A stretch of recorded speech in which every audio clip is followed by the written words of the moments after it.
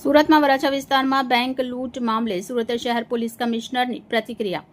ઘટનાક્રમ અને પ્રાથમિક તપાસ પર મોટો ખુલાસો. રિપોર્ટર ચેતન તરી, બુલેટ 26 ગુજરાત ન્યૂઝ, સુરત. તારીખ 27 એપ્રિલના દિવસે સુરત શહેરના વરાછા પોલીસ સ્ટેશન વિસ્તારમાં LH રોડ ઉપર એફિલ ટાવર પાસે SBI બેંક જો પહેલે માળા ઉપર આવે છે એમાં એક જો લૂંટના બનાવ બનેલા જોઈએ,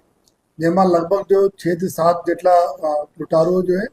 આપણા બંદૂકના અડીએ આવીને જો ત્યાં બેંકમાં લૂંટ કરી, જેમાં બેંકમાંથી 12 લાખ રૂપિયાનો લૂંટ થઈ અને પહેલેલી જો ત્યાં જો વ્હીકલ જો વેન આવે છે, જો કેશ વેન આવે છે, આમાં આયા જો એના કેશ જ્યારે બેંકમાં પહોંચ્યા 38 લાખ રૂપિયા જેટલા, એના બી લૂંટીને જો લગભગ 50 લાખ રૂપિયાનો લૂંટ કરી આ બધા લોકો જો 3 વ્હીકલ્સ ઉપર 2 વ્હીલર ઉપર જો ત્યાંથી અલગ અલગ વિસ્તારમાં નીકળીને ત્યાંથી ભાગ્યા જોઈએ. આમાં કુલ આ લોકો ઓલપાડ પાસે ગયા, ઓલપાડ પાસે જો વ્હીકલ છોડીને બસો દ્વારા જો અમને બધા લોકો જો પહેલે સે પૂર્વ આયોજિત જો જગ્યા હતી કે અમે બધા હિંમતનગર